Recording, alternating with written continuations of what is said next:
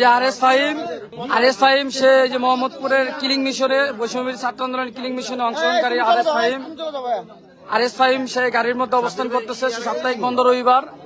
আমরা এই মুহূর্তে জাতীয় চিড়িয়াখানার সামনে আছে। আপনারা জানেন যে আরএস ফাহিম যে বৈষম্যবিরোধী শিক্ষার্থী ছাত্র আন্দোলনের শিক্ষার্থীদের উপর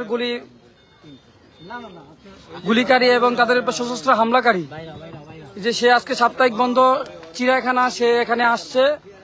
আমরা গাড়ি সহ তাকে আজকে আটক করছি। আপনারা দেখেন এই যে আমাদের ছাত্র দলের নেতৃবৃন্দ, বৈষম্যবিরোধী ছাত্র আন্দোলনের নেতৃবৃন্দ সেখানে সবাই বসে আছে, জয় সবাই আছে।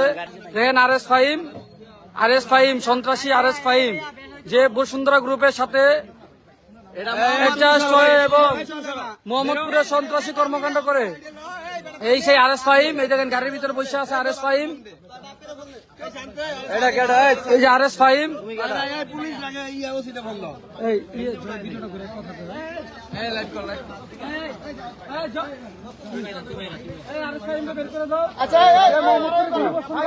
একজন লাইভ করে লাইভ কর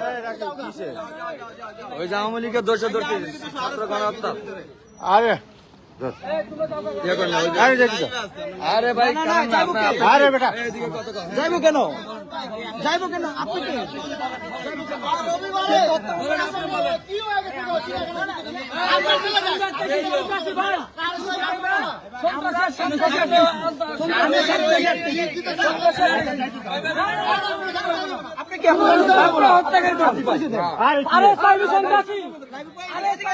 এটাই লাইভ হইতে আসছে। আরএস ফাহিম সন্ত্রাসী। আপনি